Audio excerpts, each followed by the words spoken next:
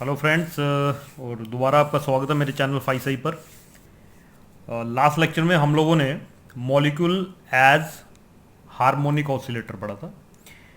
आज के लेक्चर में हम ये देखेंगे कि बेसिकली जो हम मॉलिक्यूल को हार्मोनिक ऑसिलेटर मान के जो हम सॉल्यूशन निकाल रहे थे एनर्जी के, और जो उसका स्पेक्ट्रा स्टडी कर रहे थे, उसमें कुछ फ्लॉज थे। ठीक है, तो जो सही जो मॉलिक्यूल जो सही उसका जो मोशन होता है वो एन हार्मोनिक होता है। ठीक है, उसकी vibrations.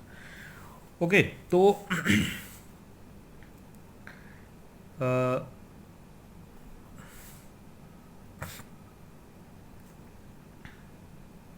For molecule as a harmonic oscillator,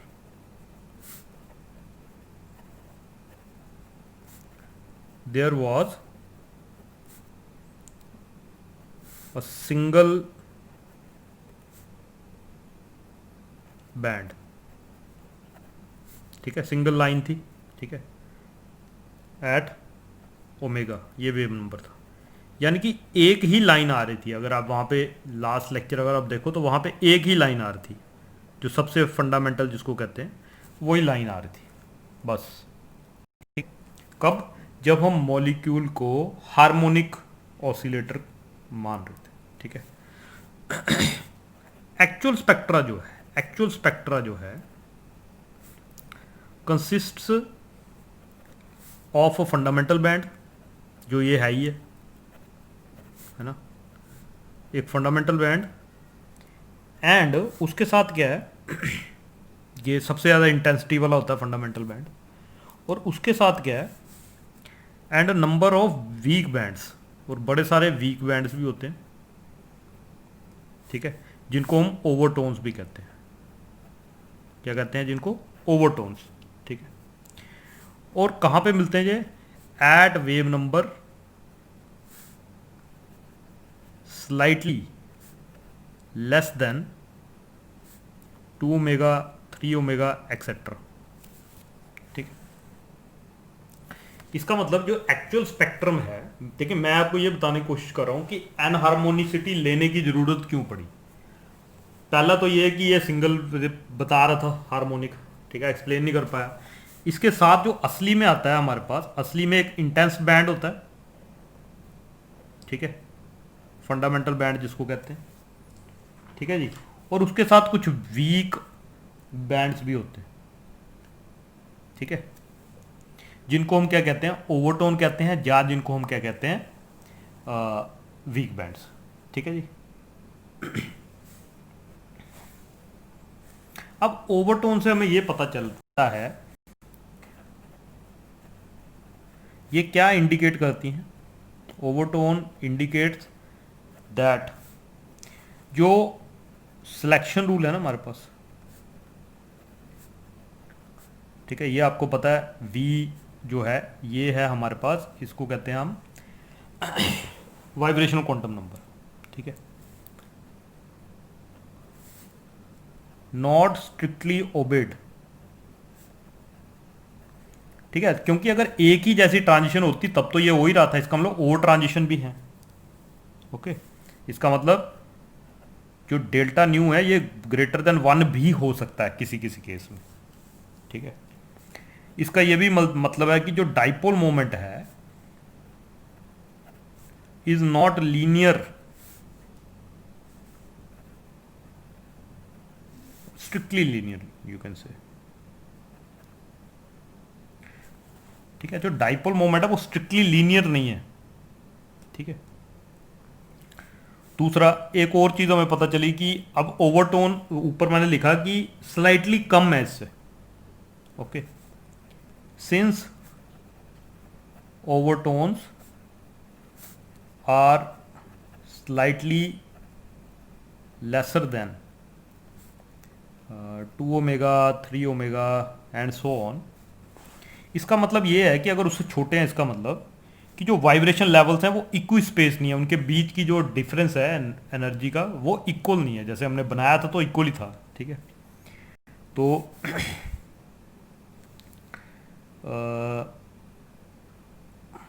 the separation between vibrational energy levels decreases with increase in vibration quantum number. तो जैसे जैसे वाइब्रेशन क्वांटम नंबर बढ़ेगा, जो उनके बीच की सेपरेशन है वो कम होगी। ठीक है, इसका ये भी मतलब है the potential is not exactly parabolic. तो पैराबोलिक हम बना रहे थे, बिल्कुल सिंपल हार्मोनिक मोशन था। ठीक है, except near the medium, near the minimum. ठीक है, तो जहां पे मिनिमम आ रहा था बस उसके आसपास ही जो पोटेंशियल है वो पैराबोलिक है। ठीक है, इसको बनाने की कोशिश करते हैं कि है कैसा। ठीक है,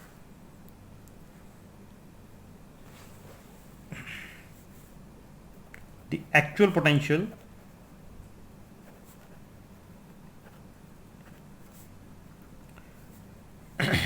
is actual potential इस शेप, उसकी एक्चुअल पोटेंशियल की शेप कुछ इस तरीके की। देखिए, जो हमारे पास था हार्मोनिक ऑसिलेटर वो ऐसा था। ठीक है, जो हमने माना। ठीक है, ये आ गया पोटेंशियल और ये आ गया आपके पास डिस्टेंस। इसको हम आर नॉट मान लेते हैं, या आर ई, कुछ भी मान लो, equilibrium point. Okay, R E मान लो। ओके, और इसके एनर्जी लेवल कैसे थे? बिल्कुल इक्विस्पेस्ड। लेकिन जो एक्चुअल हमारे पास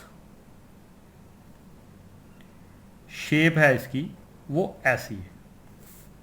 ठीक है, ये है एक्चुअल और ये है जब हम मानते हैं कि वो सिंपल हार्मोनिक मोशन हो रहा है। अब अगर इसके एनर्जी लेवल देखें तो इक्वल स्पेस थे, है ना, बराबर डिस्टेंस था उनमें।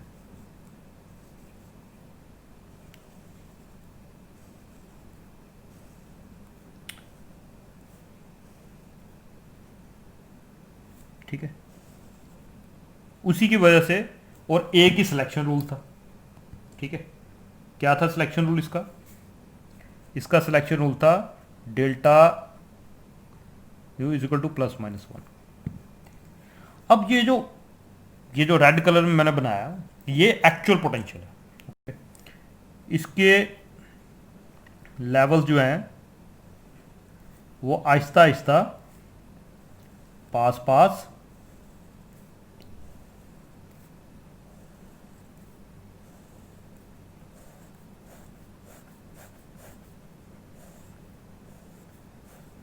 ठीक है, ऐसे आ रहे हैं इसके लेवल। तो इसका मतलब लेवल्स की सेपरेशन जो है वो कम होती जा रही है। किस केस में? जो एक्चुअल पोटेंशियल था। एक्चुअल पोटेंशियल की शेप भी पैराबोलिक नहीं है। ओके, तो एक हमारे बड़े जो है बड़े जीनियस साइंटिस्ट थे। ठीक है, पीएम मोर्स। जो पीएम मोर्स थे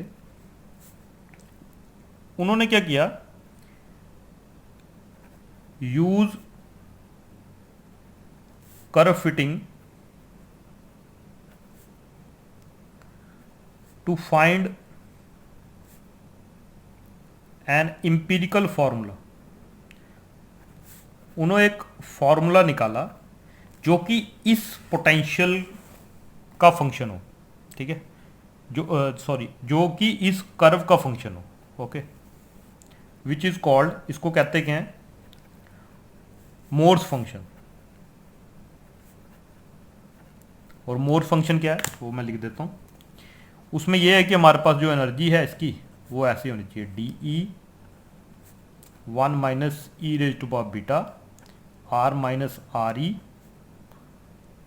का होल स्क्वायर। ओके, ये इस पोटेंशियल का फंक्शन है, ये जो मैंने इस पर शेप बना रखी है उसका फंक्शन। इसमें जो डीई है वो है dissociation energy, DE dissociation energy है। ओके, और जो बीटा है वो एक कांस्टेंट है फॉर ए पर्टिकुलर मॉलिक्यूल, किसी पर्टिकुलर मॉलिक्यूल के लिए। ओके जी, ओके। नाउ अब हमारे पास ऐसा है कि अब इसको डायरेक्ट श्रोडिंगर वेव इक्वेशन में डालें तो ठीक है, उससे भी बात बन जाएगी। लेकिन हम लोग को पता है कि हम लोगों ने क्या किया था, ठीक है। तो हम लोग एक थोड़ी सी अलग से अप्रोच लगाते हैं। ओके, तो जो we use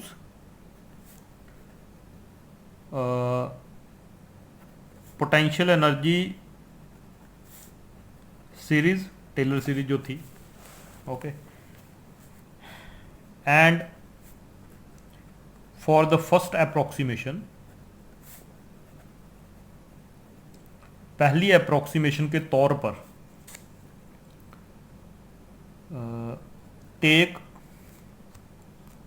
first to terms, ठीक है, और दो टर्म्स ले लेते हैं हम, ठीक है, ठीक है। कौन सी? तो इसका मतलब वी आर को मैं क्या लिखूं, एक तो ये टर्म थी, ठीक है, del square V del R square R minus R E का होल स्क्वायर, ठीक है, ये भी आर एट आर ई। और साथ में ये देखिए, ये जब हमने बस यही लिया था तब तो सिंपल हार्मोनिक मोशन था। हमने क्या किया, एक और टर्म ली इसकी, ठीक है, फर्स्ट अप्रोक्सीमेशन के तौर पे, ठीक है, एक ये लिया।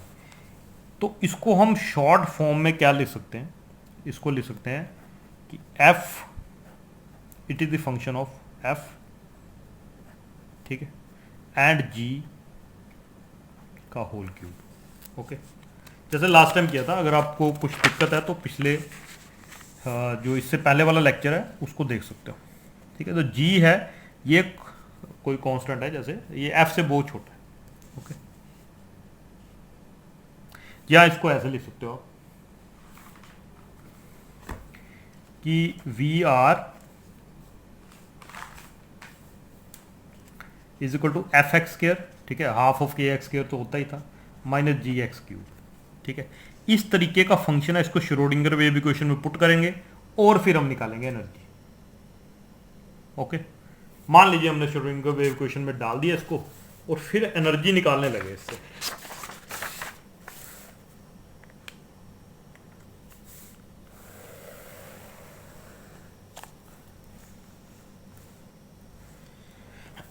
तो हमारे पास जो एनर्जी की वैल्यूज आती हैं for an harmonic oscillator, the energy values क्या आएंगी,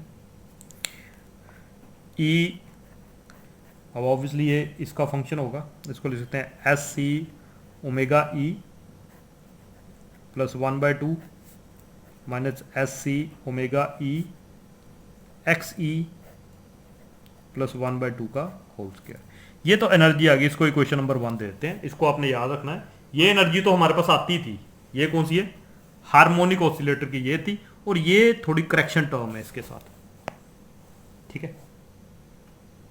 तो टर्म वैल्यू की फॉर्म में लिखेंगे तो क्या आएगा, टर्म वैल्यू की फॉर्म में हम क्या लिखेंगे, जी वी इज इक्वल टू, इसको अगर हम एच सी से डिवाइड कर दें तो टर्म वैल्यू आ जाएगी, ठीक है।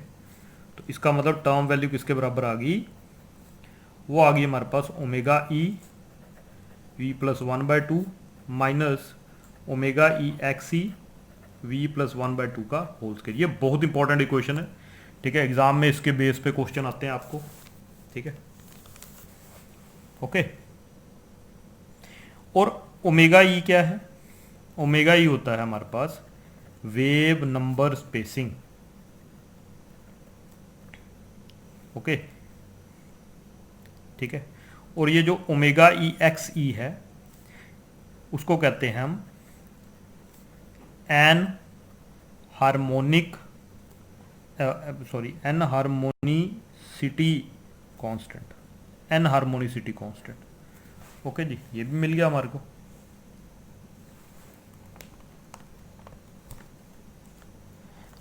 ठीक है जी। और ये जो है ओमेगा ई एक्स ई जो है वो ओमेगा ई से छोटा होता है। ठीक है। अब अगर हम यहाँ पे जीरो पॉइंट निकालें, जीरो पॉइंट एनर्जी बोल लो या कुछ बोल लो, इन वेव नंबर फॉर्म, तो वेव नंबर फॉर्म में निकालें तो हमारे पास क्या आता है, G0। अब G0 अगर पुट करोगे तो ये क्या बन जाएगा, ओमेगा ई बाय टू। ठीक है, यहाँ पे पुट करके देख लो, न्यू जीरो पुट करोगे ओमेगा ई बाय टू आएगा और साथ में ओमेगा ई एक्स ई, और यहाँ पे 1/2 का स्क्वायर और वो आ जाएगा 4। Equation number 3। ठीक है, G0 भी मिल गया हमें। ठीक है जी। तो अगर इसका स्पेक्ट्रम को प्लॉट किया जाए, ठीक है, अगर इसके स्पेक्ट्रम को प्लॉट किया जाए तो हमारे पास जो स्पेसिंग है वो कम होती जाएगी। वो देखते हैं हम कैसे आती है। देखिए, एक हम करते हैं GV+1। अब वो किसके बराबर आएगा, ओमेगा ई V+1 + 1/2 minus omega E X ई V+1 + 1/2 का होल स्क्वायर, यही आएगा। इसको क्या लिख सकते हैं, इसको लिख सकते हैं ओमेगा ई, और ये बन गया V+3/2 minus omega E X ई, और ये बन जाएगा V का होल स्क्वायर, यही बनेगा, है ना। इनको माइनस करके देखते हैं कि एक लेवल और दूसरे लेवल का डिफरेंस क्या है। ठीक है, तो कर दीजिए माइनस GV+1 माइनस GV।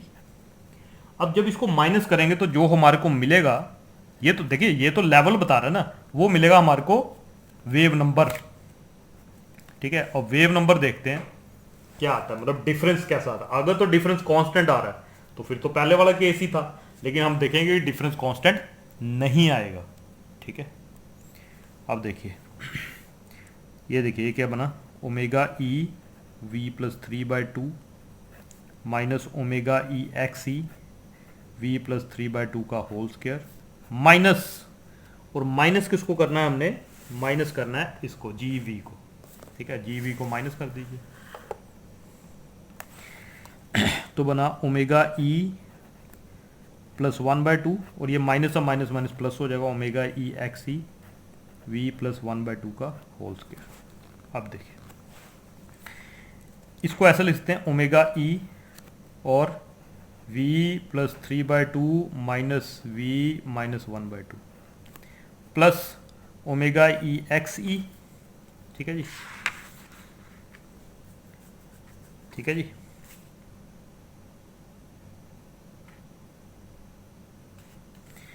तो यहाँ पे माइनस कॉमन ले लेते हैं, तो अंदर क्या बचा, +3/2 का होल स्क्वायर माइनस 1/2 का होल स्क्वायर।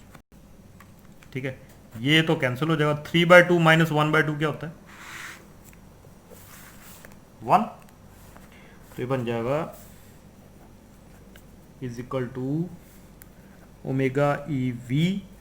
और अगर इसको अगली इक्वेशन को सॉल्व करोगे, ठीक है, तो वो आपके पास बन जाएगा ये टोटल। अगर इसको देखेंगे तो टोटल आंसर जो आपके पास फाइनल आएगा वो आएगा minus omega E X E we square और minus omega E X E we. ठीक है, ये आएगा। इसका मतलब ये है कि जो सेपरेशन है, जो सेपरेशन है हमारे पास डिफरेंट लेवल्स के बीच में, वो किसके ऊपर डिपेंड कर रही है, v के ऊपर। v बढ़ेगा तो इसमें से कुछ ना कुछ माइनस होगा। ठीक है, कुछ ना कुछ माइनस होगा। ठीक है, तो इसका मतलब जो सेपरेशन है वो इंक्रीज हो। ओके, ये मैं थोड़ा सा गलत लिख गया, यहाँ पे वी नहीं आएगा शायद, एक सेकंड मैं इसको दोबारा लिख देता हूँ। ठीक है, ये बनेगा nu is equal to omega E minus 2 omega E X E minus 2 omega E X E into V. तो वी के ऊपर डिपेंड कर रहा है, therefore the separation between the levels will decrease, क्योंकि ज़्यादा जैसे जैसे वी बढ़ेगा तो इस क्वांटिटी में से और कुछ कम होगा, ये है ना, और कम होता जाएगा। दूसरा ये है कि जो सिलेक्शन रूल है इसमें वो क्या आएगा, सिलेक्शन रूल क्या आएगा। ठीक है, देखिए सिलेक्शन रूल ये जो है इट विल स्टिल होल्ड, ये तो चलेगा ही। ठीक है, ठीक है, और क्योंकि this is the cause of intense line, intense line का यही कॉज है। ओके, और जो बाकी हैं हमारे पास और भी आएंगी एन हार्मोनिक ऑसिलेटर के लिए और भी आएंगी हमारे पास। ठीक है, तो इसमें क्या लिखेंगे, for an harmonic oscillator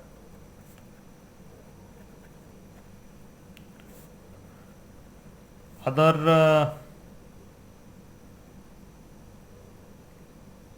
transitions are also possible।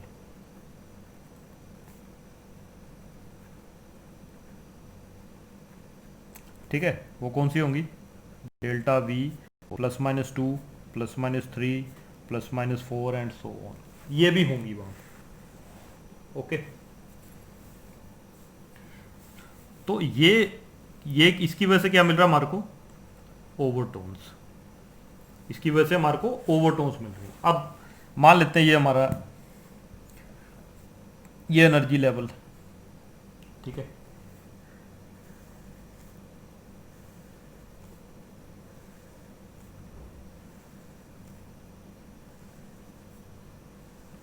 ठीक है, ऐसे ऐसे एनर्जी लेवल है। देखिए मैंने एनर्जी लेवल बराबर बराबर सेपरेशन पे, हालांकि जितनी मैंने सेपरेशन रखी है इतनी तो नहीं होती, इससे बहुत कम होती है, मतलब थोड़ा ही फर्क होता है।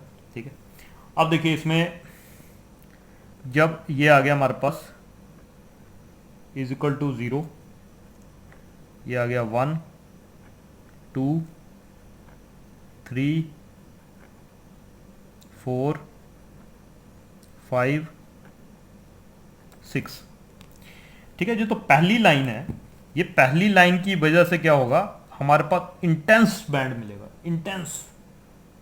ओके, फर्स्ट, फिर उसके बाद जो अगली ट्रांजिशन है, ओके, 0 से 2 है, 0 से 3 है ना, और ट्रांजिशन भी है, फिर और हालांकि आप देखोगे तो एनर्जी डिफरेंस तो ज़्यादा आ रहा है, आप बोलोगे नहीं जी एनर्जी डिफरेंस तो ज़्यादा है इसमें, लेकिन ट्रांजिशन हो रही कितनी है, कितने मॉलिक्यूल उस पर्टिकुलर एनर्जी लेवल में, ये भी मैटर करता है। ओके, तो हमारे पास क्या आएगा,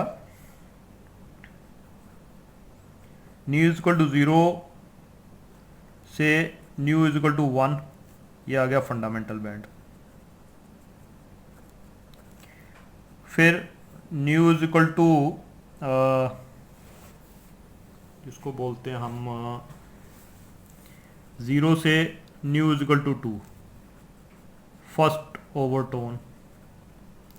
फिर न्यू इज इक्वल टू 0 से nu is equal to 3, second overtone. ठीक है, ऐसे हमारे पास अलग अलग जो होते हैं इसके ट्रांजिशंस हमारे को मिलती हैं अलग अलग। जो इसमें हमारे को एक इंटेंस बैंड मिला, फिर वीक, फिर उससे वीक, फिर उससे वीक, फिर बिल्कुल वीक एंड सो ऑन, ऐसे। ओके, और इस डायरेक्शन में वेव नंबर बढ़ रहा है।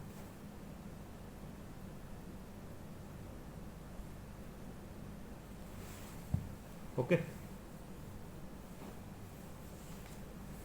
तो इससे हमारे को फर्स्ट ओवरटोन, सेकंड ओवरटोन ऐसे करके मिलती जाएंगी।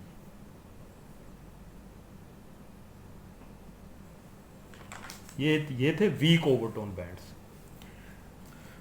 ओके जी, तो इस तरीके से हमने मॉलिक्यूल को एन हार्मोनिक ऑसिलेटर मान के, ठीक है। अगर आपको ये निकालने के लिए आता तो आप देखिए, उस जो आपका बेसिक फॉर्मूला है इसको लगा के, इसको यूज करके आप लोग कोई भी इसमें से निकाल सकते हो, ठीक है। हाँ, मतलब कोई भी अगर आपको न्यूमेरिकल हो, कुछ भी हो, कुछ भी आप निकाल सकते हो यहाँ से, ठीक है। उसके बाद एक चीज होती है उसमें, उनको कहते हैं हम हॉट बैंड्स। देखिए वैसे हॉट बैंड्स के बारे में बाद में डिटेल में करेंगे, ठीक है, थोड़ा सा और इलेबोरेट करेंगे। देखिए होता क्या है, होता ये है कि ये ही लाइन इंटेंस्ड, इसलिए ये लाइन इंटेंस्ड है, बहुत इंटेंसिटी है इसकी, इसीलिए क्योंकि नॉर्मल टेम्परेचर पे, रूम टेम्परेचर पे मैक्सिमम मॉलिक्यूल्स जो होते हैं वो ज़्यादा से ज़्यादा न्यू इक्वल टू 1 स्टेट में ही हो सकते हैं। बाकी स्टेट्स में जो नंबर ऑफ मॉलिक्यूल होने की जो प्रोबेबिलिटी है वो बहुत कम होती है। ओके, तो इसका मतलब जो ट्रांजिशन होगी इनके बीच ही होगी, और अगर हम एनर्जी भी देंगे तब भी वो यहाँ तक ही पहुँचेंगे ज़्यादा से ज़्यादा। इसका मतलब एक इंटेंस बैंड हमारे पास आता है। लेकिन अगर हम टेम्परेचर बढ़ाते जाएं तो फिर देखिए अभी सारी ट्रांजिशन जीरो से ही हो रही है, ठीक है, क्योंकि मैक्सिमम ग्राउंड स्टेट में होते हैं। लेकिन अगर हम बढ़ा दें टेम्परेचर, तो न्यू इक्वल टू 1 से न्यू इक्वल टू 2 में भी जाएगा। ओके, तो यहां पे लिखूंगा मैं फॉर एट हाई टेम्परेचर, ऐसे लिखता हूं, at high temperature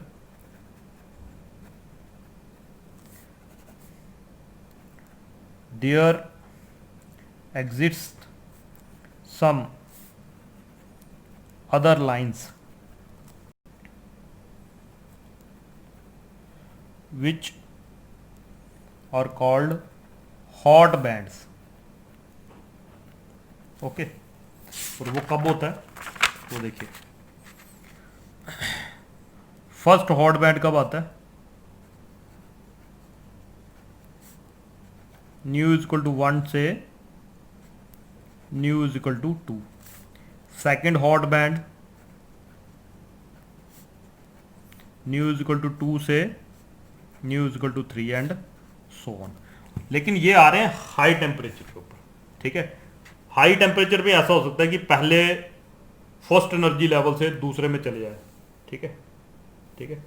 come energy पे ऐसा नहीं हो सकता, ठीक है। तो इनको कहते हैं हम हॉट बैंड्स। ओके, तो इनको बना भी सकते हो आप, ठीक है, और ये ओवरटोन्स निकाल सकते हो, ठीक है। तो आई होप आपको ये लेक्चर समझ आया होगा। कुछ दिक्कत होगी, मेरे से भी गलती होती है, ठीक है, बीच में करता हूँ, हो जाती है मेरे से। तो अगर आपको कोई भी दिक्कत आ रही होगी या कुछ भी होगा तो आप कमेंट सेक्शन में लिख सकते हो, ठीक है।